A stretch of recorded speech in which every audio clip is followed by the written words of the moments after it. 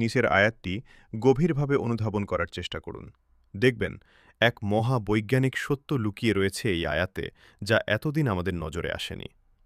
আল্লাহ রাতকে দিনের মধ্যে প্রবেশ করান, আবার দিনকে রাতের মধ্যে প্রবেশ করান।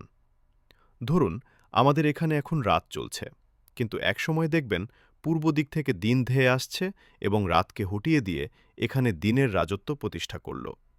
কিন্তু এটা সাময়িক অবস্থা মাত্র। কিছুক্ষণ অপেক্ষা করুন, দেখবেন রাত আবার পূর্ব দিক থেকে এসে দিনকে হটাবার চেষ্টা করছে।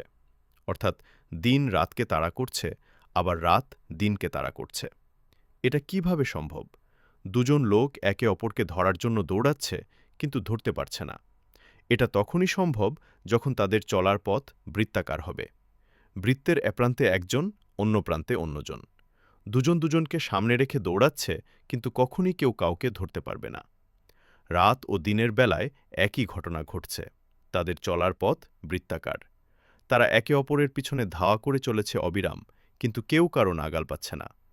এখানে বৈজ্ঞানিক তথ্যটি কি, তা নিশ্চয়ই আপনারা এতক্ষণে অনুধাবন করতে পেরেছেন। রাত ও দিনের এই যে দৌড়াদৌড়ি, এটা চলছে ভূপৃষ্ঠের উপর দিয়ে, আর এই পথটি গোলাকার। অর্থাৎ সোজা ভাষায় পৃথিবী গোলাকার। কোরআন তার বাচনভঙ্গি দিয়ে এই মহাসত্যটি আমাদের জানিয়ে দিয়েছে 1400 বছর আগেই।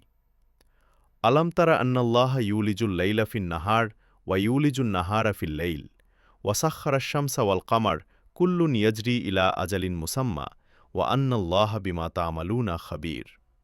তুমি কি দেখো না যে আল্লাহ রাতকে দিনের মধ্যে প্রবেশ করান এবং দিনকে রাতের মধ্যে প্রবেশ করান?